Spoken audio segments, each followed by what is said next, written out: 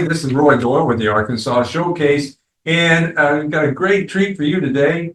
Following this, we're bringing you the interview with the Rascals with Felix Cavaliere, and this guy he's done everything. I mean, you're going to get a chance to see a rock and roll Hall of Famer, songwriting Hall of Famer, Grammy Hall of Famer, and it's just one of the bands, the Rascals, whose music is everywhere, especially in the 60s and 70s. So this is a good chance for you to really see a living legend. So stay tuned, and thank you for tuning in to the Arkansas Showcase Radio.com show, and be sure to subscribe and enjoy Felix. I mean, what a great interview. So you're coming in for a real treat. This is a bucket list for me. I'm sure it probably will be for you guys out there. This is the Rascals interview with Felix Cavaliere. And this is Arkansas Showcase. Stay tuned. It's coming up right after this. For you, those of you out there just tuned into the Arkansas Showcase, you have a treat today. We have Felix Cavaliere of the Rascals here. And you have just, I was going through the list of awards you've won. Is there any awards you haven't won? You didn't get the Nobel Peace Prize, but I think you got about everything else. I didn't get that one. No. But yeah, we've been around a long time, and I guess they reward us with those lovely awards. Man, I'll tell you, your music is, you always hear of, rock and, rock standards. You have written almost all of them here. I mean, well, I got a few of them anyway. Yeah. Yeah. Sure, I mean, you are great, man. I mean, I love this. This is a bucket list for me, just doing this. Oh, well, good. I appreciate that. Now, for those people out there, how, I hate to say this, because, you must have been asked this a million times. Now, when you guys got started, I mean, right. it was with the Starlighters, and I think that was your big turning point, wasn't it, when you played with them? Sure. So tell the folks a little bit about, how you got started there. Because, in today's world, you write a song, you have a hit, you have a video, and that's how you get started. But back when you was coming up, totally different story. Completely different. Well, I mean, it's a long story. I don't know how much time you have, but I can give you. I was in pre-med school up in Syracuse, New York, and I had a band. And we took a summer job at the Catskill Mountains, a hotel. It was a place called the Raleigh. Okay, so basically every weekend, a headliner would come in. Headliner in this case was Joey D and the Starlighters. They came in on a weekend, and I met them. They heard me play because I was playing in the lounge for the grown-ups and things like that. And the next thing I know, they went off and they went to Europe, and their organ player quit. So they contacted me, and it was just about the time when my next semester was going to start. And so they said, would you like to join us in Frankfurt, Germany? Well, I said, well, I tell you, I'm going to have to ask my dad because he's paying a lot of money for me to be in this med school. But he said, yeah, go ahead, give it a shot, see what happens. Wow. See how you like it. So I went over to Frankfurt, went into this nightclub, and there's this group that was opening up for Joey D and the Starlighters. And everybody was screaming and hollering and going crazy. I said, well, what's going on? Well, that's the Beatles. Oh, wow. Oh, wow. I said, what did you say? That's the Beatles. They're going to be real big. Well, they certainly were, weren't they? Oh, yeah. So basically what happened then is that I kind of looked and I said, man, these guys look like they're having a great time. I mean, the majority of the people that are screaming and yelling here are female. You know what I'm saying? This could be fun, And I kind of said to myself, true medicine. Yeah. And I said, like, the heck with that medical stuff. Let me give this a shot. That's how it started. And, I looked at it. I kind of assessed what they were doing musically. And of course, we didn't know they were some of the best songwriters that ever lived at that time. You heard them playing, American music, like good old Southern music, you know what I'm saying? And they were all right. They were nothing to brag about. I mean, they were okay, you know. And seriously, until they started to play some of their originals, which are historic, are ridiculously great. I said, well, I mean, I could do this. Did you So ever that's how it started. Did you ever talk to one of the Beatles and say, "Hey, you were not all that much when I first saw you guys"? Well, I don't say that to them, of course not. But yeah, I did get to know them very well. I toured with Ringo. I did get to know On George. the Traveling All Stars. Yeah, the All Star Band. Yeah, which was fun. It was a lot of fun. Now, let me ask you something. I mean, you played with everybody, or I should say, and more, a lot of famous people have played with you guys. That's a more appropriate way. Now, in all the times, I know you knew Jimi Hendrix and everything. What is one of your concerts or events that really stand out and say, "Damn, that was it for me"? Well, there's quite a few of those. I'd say past tense. The We did this show in Madison Square Garden, New York City, when Martin Luther King was assassinated. Right. With oh my And God. Bobby Kennedy, right?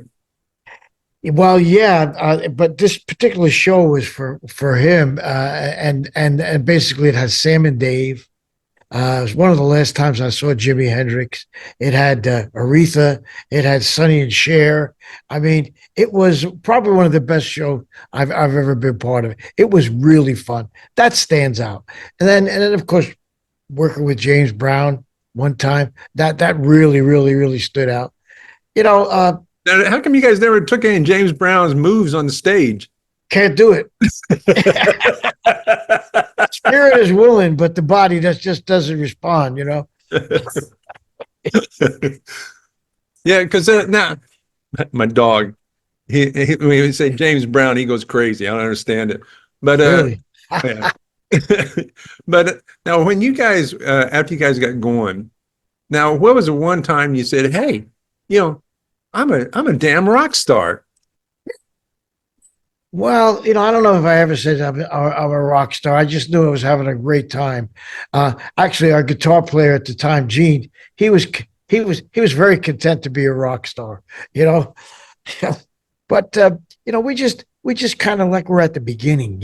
In those days, things were certainly not as comfortable with the artists as they're now. I remember doing our first tour. We did the South with Dick Clark tour, I think it was called. Right. Cavalcade of Stars or something like that, but we went all around these little towns that I had never heard of. Little did I know I was going to be living in Nashville, Tennessee. We came through here, and basically it was just like pioneering. I don't think it was anyways as sophisticated as it is now. So it was fun. It was always fun. It was always exploration. It was always something new, breaking down new barriers. I mean, from a technical point of view, I mean, look where we are now. My God, with the streaming and, songs, they don't even pay for them anymore. They just listen. Yeah. Now, let's say, for example, if you back then, but like today's, everything's on internet. Back then, everything was vinyl and stuff like that. So, which do you think was a better time? I mean, for people, because I know that my mom would have, when one of the Beatles songs came out, "I Want to Hold Your Hand," we went all over town trying to find that 45, but nobody knows what a 45 is now. Yeah. But how do you differ between now and then, and which do you really think it had better quality? As far as Well, music, as far as the quality is concerned, that's a different subject. But I mean, it was just like I say, it was so different. I mean, to just what you're saying. I mean, you could get "I Want to Hold Your Hand" right now, and within a minute, you just go online and bingo, it's right on your computer, transferred to your speakers. That's pretty cool. The thing I like better about the past than the present, especially in the music business, and I'm sure it's in every business now with this AI. In the old days, if you couldn't sing, you had to go home. You know what I'm saying? Right. Because we didn't have a way to we didn't have a way to fix you up. Nowadays, they can fix up everything, just like you do with the word processing. You can't spell anymore. Well, I can fix that. Don't worry about Like it. with Randy Travis. That's what's happening with him right now. Yeah, it is, isn't it? Yeah, yeah. But I mean, in his case, I mean, he's infirmed. It's a different story. But Yeah. anyway, so what I feel is that I would prefer to be part of the past tense rather than the present tense. Now, you guys had a ton of talent on there. I mean, you guys probably had the coolest drummer I've ever seen. Yeah, That guy was amazing, spinning those sticks. yeah. He was crazy. I mean, how did you, it's kind of like the dream team on the Olympics. Oh, yeah. How did you distribute out to so many talented people so everybody got equal playing time? Well, of course, that's one of the reasons that we had so much internal strife is because I had four alpha dogs at the same time. Yeah. Well, with Dino, not only was his playing great, but to try to satisfy his creative ability, he used to be in charge of all the artwork. He did all the album covers. Oh, really? I didn't know Yeah, that. he was a very, very, very prolific artist.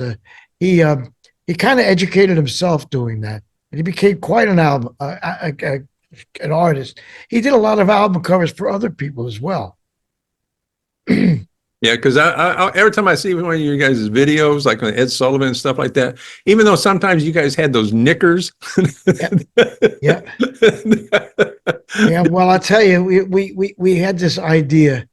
When we first started out, you had to wear a jacket and a tie to work. You know, I mean, that was the procedure to work in nightclubs because it was over 21. So we said we got to come up with something that get out of this damn uniform here. So we came up with those things, but the people said you still have to wear a tie. So what was it? We were right back where we started from. Because that was what on Ed Sullivan? Did you guys? Yeah, sure, but we did that. It kind of attracted a little attention, and you know. But I mean, it was really difficult working in those days with that stuff on. So we tried something new. Now, what was it like, after you done all that, had the success, and actually get recognized, like at the Rock and Roll Hall of Fame, even though they won't give you back your trophy? Yeah, you're absolutely right. Yeah, How I was had it? a What was it like fire. when they called your name? Well, I mean, it's an honor. It really is. I mean, these Hall of Fames that we're in. If you look at it with the right perspective, it's an honor. It really is. The people that are there with you, like when we got in, let me see, Bee Gees got in the same time. Crosby, Stills, and Nash and Young got in the same time. Wow. Mike Jackson 5 got in. We were a pretty good company. So I, I mean, I look back at that event because it was probably the last time I saw a lot of those guys. And now you got Grammys and everything. You still now because you had a fire that got rid of a lot of your memorabilia. Yeah, it Uh, did. and tell the folks out there about it. Cracked me up when I read on that the Hall of Fame, Rock and Roll Hall of Fame, would not give you another trophy. What was that like when you asked them that? Well, there's some strange things these people think of. You know what I'm saying? I guess some people sell them. Yeah. So they sell them and they don't want to give you. I mean, it doesn't really matter to me. I mean, seriously, you got all this stuff hanging around. I mean, I just I remember it well. It was an interesting night, and they can't take that away from us. I tell you. And now, if you could look back, I always ask people this before we end the interview. If you could look back and you could change any one thing, what would you change, if any, if you could change anything in your history of your accomplishments? Well, accomplishments are one thing. I would just say, I was just sorry to see our group break up. That's one thing I would change because, first of all, we had a great career, and we didn't have to break up when we broke up. We could have continued, and I kind of miss the guys. You know what I mean? Because it's just those things that happen. When people egos clash. That's the only thing I really feel bad about. I tell you, you look in great shape. I mean, you really do. I mean, you're something to look up to. But Well, I work hard at it. I'll tell you, I had some issues last year, and I've been training ever since. You know, I started off many years ago. I don't know if you remember Mr. John Kennedy. You remember John F? yeah, Well, John F. He put out this edict to us high school kids. He said, "In the spring, you're all going to take this test, physical acuity test." And I said, "Oh my God, I better join a gym or something because I'm going to be losing to the females in class, and I won't be able to show." So I started way back then working out. True story. wow. I mean, and now what do you got going right now? You got anything on hand you want the people? Well, we're leaving. We're leaving in the next 48 hours to go up to do some work up in Rochester, New York, and then Buffalo, New York. We're going to Atlantic City. I do a lot of cruises. I do the Flower Power cruise. I do the Malt Shop cruise, where we have a captive audience of 60s and 70s maniacs that love to hear our music, and so I just try to keep busy. I find that I moved to Nashville because I wanted to continue writing. Right. So I continue doing that. And, this is Music City. So I just try to keep going. I've got a family here, got my grandkids here, and I'm a happy guy. Well, I tell you, I'm going to have to send you a copy of your book. So if you could just sign it. You got it. And I'll send that to your publicist, and because it's a great read. Well, thank you, Ro. I appreciate that. I will certainly. You have one, you say? You have a copy? My wife is reading it right now. Okay. Well, I'll sign it as soon as she's finished. Okay. But Felix, I'll let you go because your publicist she said, keep it short. He's a busy man. So I said, okay. But like I said, this has been a real pleasure because this has been a bucket list. I've been trying to get this interview for months and months. Really? And months Wow. and months. Wow. I'm sorry about that. But Oh, yeah. no. You're a busy person. And, and so I'm so happy I got this and so happy to meet you. And I wish you all the best and don't get seasick on the cruises because I won't. But thanks so much, Felix. And all you folks out there, you just had a real treat. This is Felix from the Rascals. It used to be just no, it was the Rascals first, then it became the Rascals. Young Rascals. Yeah, Young Rascals, that was it. But you guys had a real treat to meet a Hall of Famer, Rock and Roll Hall of Famer right here. And all you had to do is just turn on your computer. So thank you, Felix. And we're going to let you go. But this is the Arkansas Showcase. And check him out on our webpage, arkansasshowcaseradio.com. Thanks, Felix. Thank you, Roy. God bless, brother. Okay, you take care now. Keep working out because you don't want JFK coming after you. Yeah, I don't. See you, my man. Thank you so much. Okay, you take care now. Say hello to your wife, too. Bye. I will. Take care.